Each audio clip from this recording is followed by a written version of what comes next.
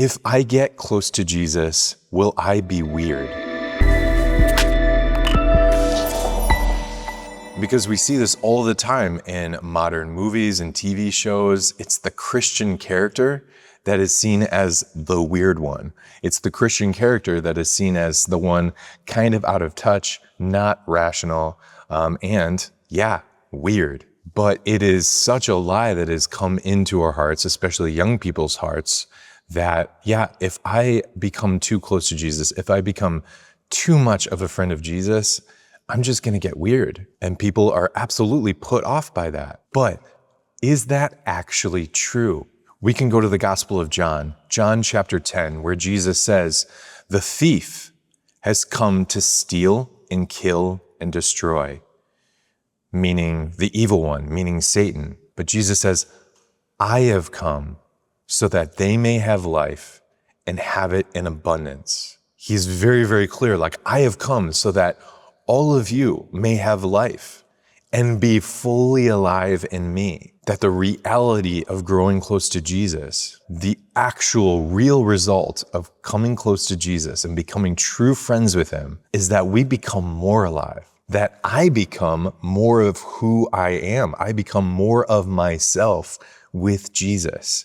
He magnifies our being. He magnifies our personality. He magnifies all the goodness and truth and beauty in us. And so, will I become weird when I get close to Jesus? Absolutely not. But something to keep in mind, Chris Stefanik once said this, a great Catholic evangelist. He said that, there are weird Catholics, but they were weird far before they were ever Catholic. And so, some of us are a little more quirkier, a little weirder than other people, and that's okay. But when we get close to Jesus, when we encounter him, when we have a conversion or a reversion, we become more alive. Again, Jesus says, "I have come that they may have life and have it to the full." And who are the people in this world who have life to the full? It's the saints. If you've ever met someone truly, authentically holy, they are not weird. They are more of themselves because they've encountered Jesus and they become more of themselves. The saints are the ones that have been most alive in this world, that they are the ones who have changed the face of the earth. Look at the face of Saint Mother Teresa. Look at her face. Look at how much joy and how much life is in that little insanely wrinkly face of Mother Teresa. There is so much life there, and there is so much joy. There is goodness and truth and beauty. We're called to be saints. We're called to be the most alive on this earth.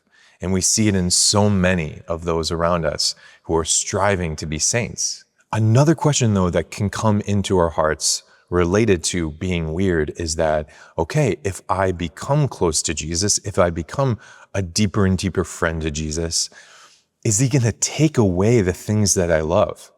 Am I just going to be suffering and miserable all the time? It's a totally valid question. And if anything, the thing is, Jesus wants to take the good and true and beautiful things of our life and actually sanctify them and bless them and anoint them and make them even greater in our lives. And again, we see this in the saints. Saint Carlos Acutis, who was just canonized, loved playing video games. Jesus never took video games away from him. He didn't call Saint Acutis to just give up video games. No, Saint Acutis played video games as a friend of Jesus. Blessed Carlo Acutis, she loved playing tennis. Jesus didn't take that away. Blessed Chiara, she played tennis as a friend of Jesus. St. John Paul II loved climbing mountains. And even as a pope, Jesus didn't take that away. When he was a pope, he would climb mountains as a friend of Jesus. Jesus never wants to take anything away. He wants to bless, sanctify, and anoint the good and true and beautiful things that are already in our life. One of my students a couple years ago, amazing friend of Jesus, an amazing disciple of the Lord, loves anime. It's one of his biggest hobbies. It's one of his biggest loves besides Jesus. Befriended another student who did not know Jesus, but loved anime. And so they grew in a friendship revolving around their shared hobby of anime. And the more that this student encountered his love for Jesus and his love for the gospel and his own testimony and his own sanctity, he was drawn to Jesus. He was drawn to the Lord through their shared hobby of anime. Again, Jesus wants to bless and sanctify and anoint the good things of our life. That, we don't become weird. We become more alive. So, bottom line, if you were a little weird or quirky before Jesus, you'll be a little weird and quirky after Jesus. But will you become weird after encountering the Lord and growing in friendship? No, you're going to become more alive. And you are going to be the saint that the Lord is calling you to be. You know those questions that are tricky questions about the faith that really stir the pot? I want those. Send it to askapriest@spiritjuice.org, and you might be featured on the next episode. Spirit Juice got answers. Peace.